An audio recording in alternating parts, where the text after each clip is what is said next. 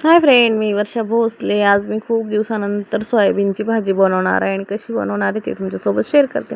तर सर्वात अगोदर मी मस्तपैकी 2 मीडियम साईजचे कांदे असे लांब लांब कट करून घेतलेत. या अगोदर मी सोयाबीन छान एक पाण्यामध्ये उकळी काढून घेतली आणि साईडला ठेवून दिलेली आहे. मसाला होतोय तोपर्यंत आपली सोयाबीनसुद्धा छान मऊसूद होईल आणि फुगनसुद्धा.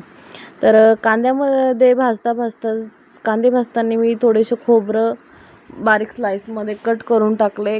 छोटी वाटी खोबरं आहे, त्यात थोडंसं तमालपत्र आहे आणि याच्यामध्ये आपल्याला टाकायचे पुढं छोटे छोटे मसाले. ते तर नक्कीच पहा. मी आता याच्यात टाकणार आहे 1 चम्मच तेल.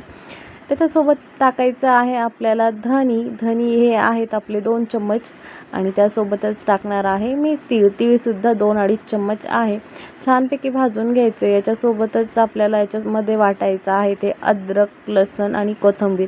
तर हे छानपैकी भाजून झाले आणि ह्या स्टेजला मी आता गॅस बंद करणार आहे आणि सोबतच आपल्याला अद्रक, लसूण, कोथिंबीर यात मिक्स करायचे. गॅस मी बंद केलेला आहे आणि दोन्ही सोबतच वाटून घ्यायचे. हे छान मिक्सर होईपर्यंत आपण पुढे सुद्धा बघूया.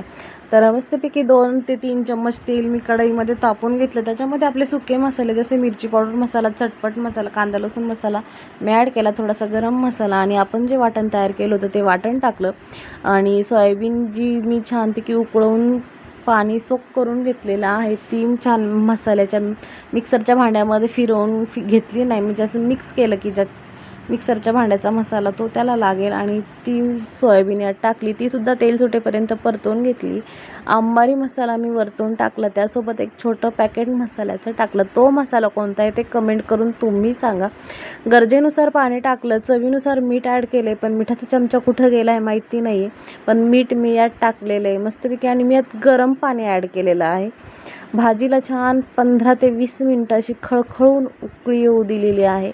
तुम्ही बघू शकता 15 ते 20 मिनटानंतर भाजी इतकी छान आणि सुंदर अशी तर्रीदार भाजी तयार झाली होती, विचारू नका. मस्तपैकी आपली सोयाबीनची झटपट अशी भाजी तयार झाली होती.